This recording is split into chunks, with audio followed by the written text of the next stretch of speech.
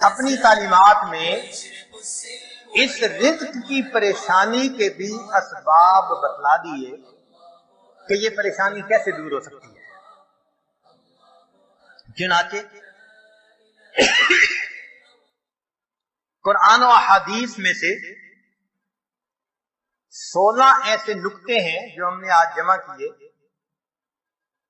ان کو سمجھ لیں کہ یہ چابیوں کا ایک گچھا ہے، 16 کنجیاں ہیں، ہر کنجی رزق کا دروازہ کھولتی ہے، اور یہ بتانے والا کوئی عام عامل نہیں ہے، یہ سید الاولین والآخرین اللہ کے پیارے حبیب صادق الامین، جس زبان سے ہمیں قرآن ملا اسی زبان سے ہمیں نبی علیہ السلام کا فرمان ملا، انہوں نے یہ بات بتائی تو دلوں میں ہم یقین کر کے ان باتوں کو سنیں اور ان اعمال کو اپنائیں اور رزق کے دروازوں کو آنکھوں سے کھلتا دیکھیں۔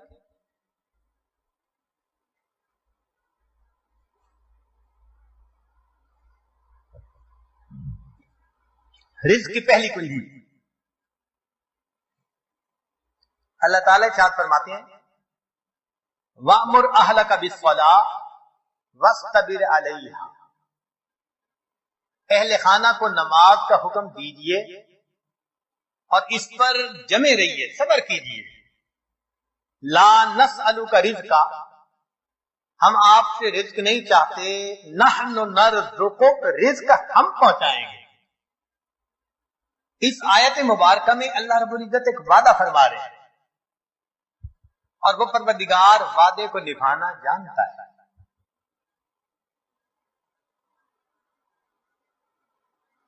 تو معلوم ہوا کہ جس گھر کے سب مرد عورتیں اہتمام کے ساتھ نماز پڑھیں، ایک ہوتی ہے گنڈے دار نماز،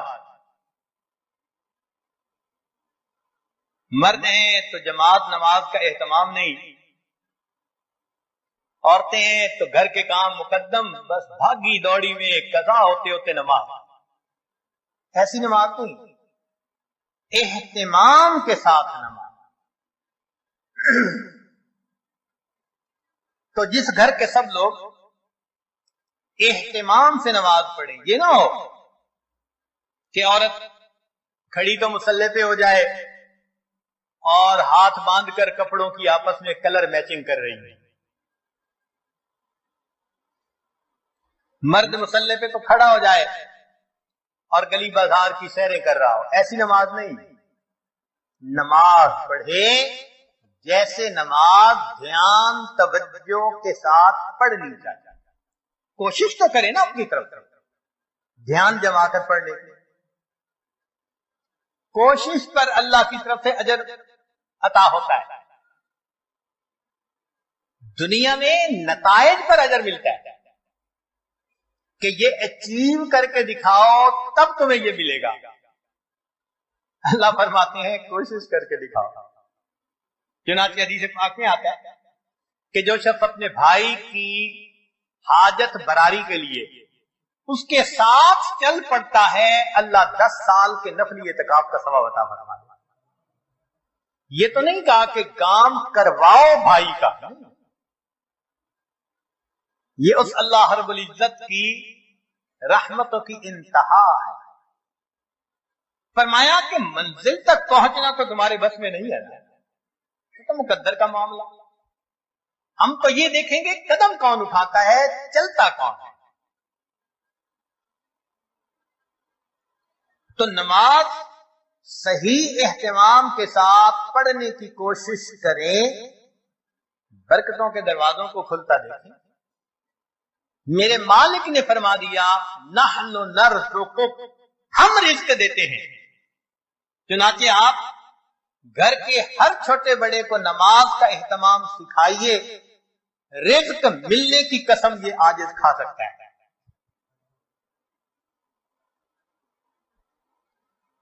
ماسٹر کی ہے رزق کی،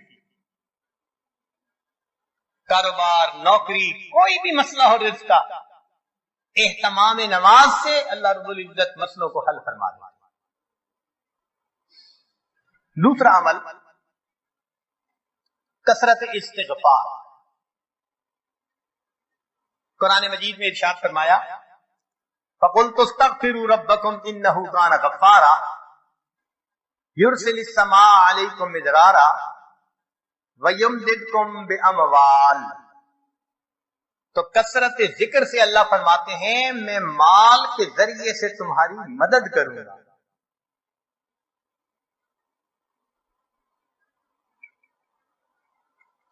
एक और हदीस पाक में है, मन अक्सर मिनल इस्तिग़फ़ार जअलल्लाहु लहू मिन कुल्लि हम्मिन फरजा व मिन कुल्लि दीक़िन मखरजा व रज़क़हू मिन हैसु ला यहतसिब।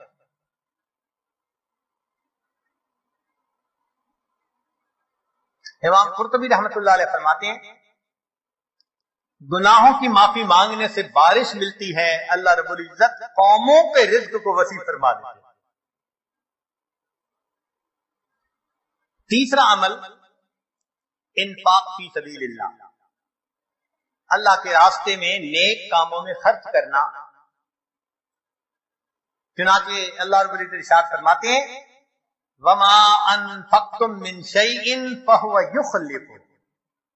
तुम अल्लाह की राह में जो खर्च करोगे उसका बदला मिलकर रहेगा, रिटर्न मिलकर रहता है। ये नहीं हो सकता कि अल्लाह के रास्ते में खर्च करो और मिले ना उसके बदले। ये जो इन्फाक है ये लफ्ज बना नफक से। नफक कहते हैं सुरंग को, और सुरंग में इंसान एक तरफ से दाखिल होकर निकलता है, फिर दूसरा दाखिल हो सकता है। तो फरमाया कि तुम्हारे पास जो पहला रिस्क है उसको निकालोगे तो दूसरा आएगा ना।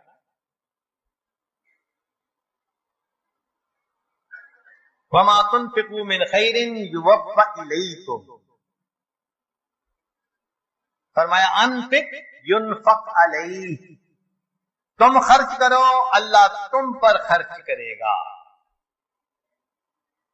अब्दुल्लाह इब्न उमर रज़ियल्लाहु अन्हु फरमाया करते थे, इन्ना लिल्लाहि अक़वामन इख़्तस्सहुम बिन्निअमि लिमनाफ़िइल इबाद। अल्लाह के कुछ बंदे ऐसे होते हैं, अल्लाह ने उनको अपने बंदों के मुनाफे के लिए मखसूस कर दिया। उनकी जात से अल्लाह के बंदों को नफा मिलता रहता है। ये उनका चार्टर ऑफ ड्यूटी होता है। जो उनको मिलता है वो उनके अपनी जरूरत के लिए सिर्फ नहीं होता, वो दूसरों तक पहुंचाने के लिए होता है। जो डाकिया डाक पहुंचाता रहे उसकी तरक्की होती रहती है, और जो डाक ना पहुंचाए तो उसे अपनी नौकरी से मादूर कर देते हैं। चुनाचे कितने लोगों को आपने देखा होगा कि बड़ा अच्छा काम चला, कारोबार चला, फिर यकदम ठप। वजह क्या बनी कि जो मिला था वो सारा इनका नहीं था, उसमें अल्लाह के लिए खर्च करना था, मस्कीनों पर, बेवाओं पर, तलबा पर, दीन के रास्ते में, फलाही कामों में। ये खजाने के सांप बनकर बैठ गए। बैंक बैलेंस चेक करते हैं, आज इतने मिलियन और आज इतने मिलियन, ऊपर से डाका नहीं बंद हो गया। कहते हैं जी एक वक्त था मट्टी को हाथ लगाते थे सोना बनती थी, हजरत साहब आज तो सोने को हाथ लगाए मट्टी बनता है। किसी ने कुछ कर दिया है जी, बिल्कुल आपने खुद ही तो किया है।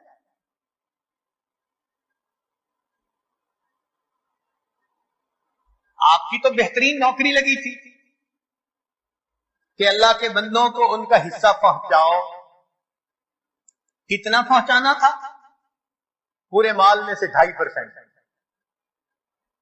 ज़कात पूरे माल में से 2.5%। सुभान अल्लाह। हमने देखा लोग चाहते हैं बड़े की नौकरी करें, चुनाचे छोटी कंपनी की बजाय बड़ी कंपनी की नौकरी, और बड़ी कंपनी की बजाय मल्टीनेशनल कंपनी की नौकरी की और ज्यादा बेनिफिट मिलेंगे। तो क्या अच्छा कि हम सबसे बड़े की नौकरी करें। सबसे बड़े की नौकरी ये कि जो अल्लाह ने माल दिया गिन गिन कर उसकी ज़कात को निकालें, اللہ وہ پروردگار ہے جو 2.5% مال غریبوں تک پہنچانے کے بدلے امیروں کو 97.5% تنخواہ عطا کرتا۔ اتنا بڑا کوئی پے کرنے والا مالک دیکھا جو 97.5% تنخواہ پے کرے؟ یہ تمہاری تنخواہ ہے اور ڈیوٹی اتنی ہے کہ 2.5% تو میرے جو محتاج بندے ہیں، ضرورت مندے ہیں، یہ تنخواہ ان تک پہنچا۔ اب جو 2.5% کو بھی لے کے بیٹھ جائے تو پھر اس کی بجائے اللہ تعالیٰ رزق کسی اور کے ذریعے سے پہنچا دے۔ رابعہ بصریہ کے پاس مہمان آ گئے، اتنی دیر میں دروازہ کھٹکھٹایا گیا۔ خادمہ نے کہا جی کہ کوئی بندہ کھانا لایا ہے۔ فرمان لگی گنو کتنی روٹیاں؟ اس نے کہا 9۔ کہنے لگی یہ میرا حصہ نہیں، کسی اور کا ہے، اسے کہو جاؤ۔ دوبارہ دروازہ کھٹکھٹایا، کوئی بندہ کھانا لایا ہے، روٹیاں گنو۔ اس نے کہا جی 9۔ بھائی میرا حصہ نہیں کہہ دیا، اس کو جو جاؤ کسی اور کا ہے۔ پھر تھوڑی دیر بعد تیسری مرتبہ دروازہ کھٹکھٹا۔ خادمہ نے کہا جی کہ پھر کوئی بندہ روٹی لایا ہے، کتنی؟ 9۔ اس نے کہا میرا حصہ نہیں، جاؤ اس کو کہہ دو چلا جائے۔ اس نے کہا کیوں نہیں لے رہی، مہمان بھی تو ہیں۔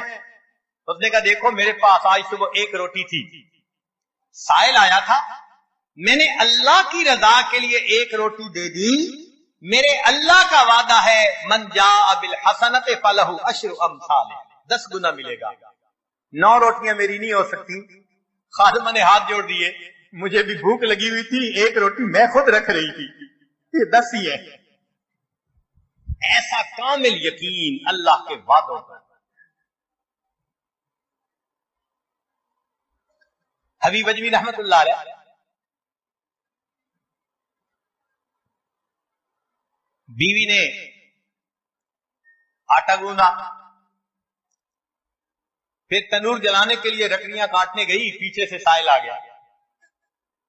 تو اس نے کہا بڑا محتاج ہوں، اللہ کے لیے کچھ دے دو۔ اللہ والوں کی عادت ہوتی ہے جب کوئی اللہ کے لیے کہتا ہے تو پھر وہ کھول دیتے ہیں اپنے دونوں ہاتھوں۔ انہوں نے وہی آٹا اٹھا کے دے دیا۔ اب بیوی لکڑیاں لے کے آئی، اس نے کہا آٹا؟ کہنے لگے میں نے روٹیاں پکنے کے لیے بھیجا ہے، میں نے روٹیاں پکنے کے لیے بھیجا ہے۔ ابھی ان کی بیوی نے چولہے میں آگ پوری نہیں جلائی تھی کہ اتنے میں دروازہ کھٹکھٹایا۔ بیوی نے پوچھا کون؟ کہنے والے نے روٹیاں بھی دے دی، سالن بھی دے دی۔ تو بیوی نے آ کر کہا کہ تم نے جہاں روٹیاں پکنے بھیجی تھی، پکانے والے نے سالن بھی ساتھ بھیج دیا ہے۔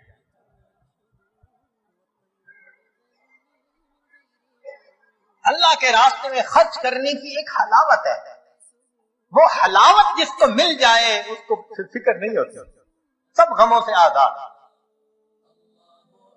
تو دوست احباب شکوے کرتے ہیں جی ہمارے کام پورے نہیں ہوتے، اٹک جاتے ہیں، اور پھر وہ کسی کے پاس جاتے ہیں، عملیات والوں کے پاس، تو ان کا تو چونکہ کاروبار ہے، انہوں نے پیسے کمانے ہوتے ہیں، تو وہ سمپل جواب دیتے ہیں جی کسی نے لگتا ہے تمہارا رزق باندھ دیا ہے، کسی نے تمہارا رشتہ باندھ دیا ہے، اور ہم اس کو بلیو کر لیتے ہیں۔ بھائی اللہ کسی کو دینا چاہے تو کون اس کو باندھ سکتا ہے؟ کیوں کسی کو چھوٹا خدا بناتے ہو؟ کوئی کسی کا رزق نہیں باندھ سکتا، کوئی کسی کا رشتہ نہیں باندھ سکتا، ہمارا ایک ہی خدا ہے، اس کے کام کو کوئی روک ہی نہیں سکتا۔ خواہ مخواہ اپنا عقیدہ بھی خراب اور اپنا عمل بھی خراب۔ سیدھی بات ہے کہ نبی علیہ الصلوۃ والسلام نے جو باتیں سکھائیں ان کو کریں، خود بخود عملیات سے جان چھوٹ جائے گی۔ چنانچہ عورتیں اکثر پوچھتی ہیں جی کہ میرا رشتہ اچھا ہو جائے، بیٹے کو جاب مل جائے، بہو کا ویزا رکا ہوا ہے، فلاں کام اٹکا ہوا ہے۔ تو بھائی اٹکے ہوئے کاموں کے لیے عمل نبی علیہ السلام کے مبارک زبان سے ابو داؤد شریف کی روایت ہے۔ نبی علیہ السلام نے فرمایا جو مومن صبح شام 7 مرتبہ اس دعا کو پڑھے گا اللہ تعالیٰ اس کے ہر ادھورے کام کو پورا فرما دے گا. اور وہ کیا ہے؟ حسبی اللہ لا الہ الا ہو علیہ توکلت وہو رب العرش العظیم. بعض لوگوں کو رزق کی تنگی کے بڑے شکوے ہوتے ہیں اور ان کے دل پہ فاقے کا خوف رہتا ہے، ڈر رہتا ہے، اور فاقے سے بچنے کے لیے وہ سارا دن کاروبار کے پیچھے بھاگتے دوڑتے بھی رہتے ہیں. سنیے، ابو نعیم کی روایت ہے، ابن ابی شیبہ نے بھی اس کو لکھا کہ نبی علیہ الصلوۃ والسلام نے ارشاد فرمایا جو شخص اس دعا کو پڑھے گا اللہ اس سے 70 مصیبتیں دور کریں گے جن میں سب سے چھوٹی مصیبت اس کا فاقہ ہوگا. جو شخص اس دعا کو پڑھے اللہ تعالیٰ اس سے 70 مصیبتوں کو دور فرمائیں گے اور سب سے چھوٹی مصیبت فاقہ ہوگی، اور وہ فقرہ ہے لا حول ولا قوة الا باللہ لا ملجأ ولا منجأ من اللہ الا الیہ.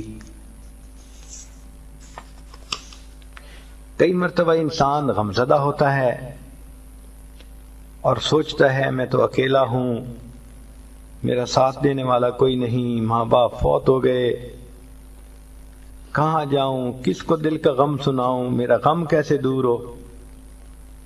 نبی علیہ الصلوۃ والسلام نے فرمایا، کنز المال کی روایت ہے کہ قرآن مجید کی ایک آیت کو 3 مرتبہ یقین کے ساتھ پڑھ لیں اللہ تعالیٰ غمزدہ دل کو تسلی فرما دیتے ہیں.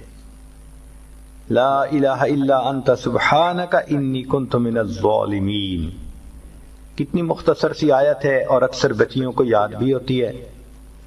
اس آیت کو 3 مرتبہ پڑھنے پر اللہ تعالیٰ انسان کی سیڈنس ختم کر دیتے ہیں، غم ختم کر دیتے ہیں، دل کو خوشی عطا فرما دیتے ہیں. کئی لوگوں کو دیکھا کہ بیمار ہوتے ہیں، کبھی ہسپتال کا چکر، کبھی ڈاکٹر کے پیچھے. تو نبی علیہ الصلوۃ والسلام نے ایک حدیث پاک میں فرمایا، اس حدیث کو مسند احمد نے روایت کیا اور طبرانی نے روایت کیا کہ جو شخص فجر کے بعد 3 مرتبہ یہ دعا پڑھ لے اللہ 4 مرضوں سے اس کو نجات عطا فرما دیتے ہیں. امید ہے کہ مستورات توجہ سے یہ بات سنیں گی اور اس کی اہمیت کو ذرا سمجھیں گی کہ جو شخص فجر کے بعد 3 مرتبہ یہ آیت پڑھ لے تو اللہ تعالیٰ اس کو 4 بڑے بڑے مرضوں سے بچائیں گے. نمبر 1 پاگل پن. اگر کوئی آدمی مینٹلی ان بیلنسڈ ہو، ریٹارڈڈ ہو، کو چیزیں بھول جاتی ہوں یا چیزیں یاد نہ رہتی ہوں، ذہن سے متعلقہ جو بیماریاں ہیں وہ اسی پاگل پن کے زمرے میں آئیں گی. یا کسی کو مرگی کی بیماری ہوتی ہے وہ بھی اسی زمرے میں آئے گی. تو پہلی بیماری جو اللہ تعالیٰ دور کرتے ہیں وہ ہے پاگل پن، اور دوسری بیماری کوڑ پن. کوڑ پن کہتے ہیں چہرہ بدصورت ہو جانا. یہ بھی ہو سکتا ہے کہ برس کی بیماری ہو جائے، جیسے بعض عورتوں کو جلد بالکل سفید ہو جاتی ہے اور عجیب بدنما چہرہ ہو جاتا ہے، یا کئی مرتبہ جسم پہ تل اتنے نکل آتے ہیں، دانے اتنے نکل آتے ہیں کہ چہرہ بدنما ہو جاتا ہے، یا چہرے پر داغ پڑ جاتے ہیں کالے رنگ کے. تو چہرے پہ داغ پڑیں، چہرے پہ دانے بنیں، یا چہرے پہ برس کے نشان پڑیں، کوئی بھی چیز ہوگی وہ اسی کوڑ پن کے زمرے میں شامل ہوگی جس سے کہ چہرہ انسان کا بدصورت ہوتا ہو. یہ بیماری بھی اللہ دور فرما دیں گے. اب جن بیچاریوں کو بیوٹی پارلر پہ جانے کا شوق رہتا ہے اور اپنے فیس پہ پتہ نہیں کیا کیا پروسیس وہ کرواتی ہیں، تو ان کو تو چاہیے کہ وہ اس آیت کو یا اس فکرے کو بار بار پڑھیں تاکہ اللہ تعالیٰ ان کے چہروں کی خوبصورتی دیر تک سلامت رکھیں۔ اور تیسری چیز ہے اندھا پن۔ اندھے پن سے مراد یہ کہ آنکھوں کی بینائی ہی چلی گئی، یا آنکھوں میں موتیا بند آ گیا، یا آنکھوں پہ اینک لگانی پڑ گئی۔ یہ سب ایک ہی بیماری کی تفصیلات ہیں۔ تو جن کی نظر کمزور وہ بھی پڑھ سکتی ہیں، یا جن کو لینز لگانے پڑتے ہیں، کنٹیکٹ لینز سے ہی یا کوئی اور، اس مصیبت سے بھی جان چھوٹ گئی۔ اور جن کی بینائی چلی گئی اللہ ان کے لیے بھی آسانیاں فرما دیتے ہیں۔ تو پاگل پن کی بیماری ختم، کوڑ پن کی بیماری ختم، اندھے پن کی بیماری ختم، اور چوتھا فرمایا فالج کی بیماری ختم۔ فالج ایک تو ہوتا ہے کہ انسان کا ہاتھ یا پاؤں کام ہی نہ کریں، اور ایک یہ بھی ہوتا ہے کہ اتنی ویکنس کہ عورت کہتی ہے مجھ سے تو کھڑا ہی نہیں ہوا جاتا، میرے پاؤں سن ہو جاتے ہیں، میرے ہاتھ سن ہو جاتے ہیں۔ یہ ساری چیزیں کمزوری اور فالج کی ابتدائی سٹیجز ہیں، تو یہ سب چیزیں ٹھیک ہو جاتی ہیں۔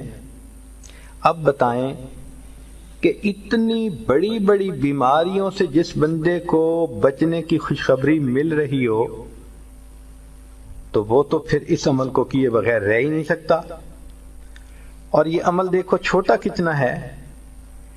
وہ جو فکرہ فرمایا حدیث میں وہ ہے سبحان اللہ العظیم وبحمدہ ولا حول ولا قوت الا باللہ۔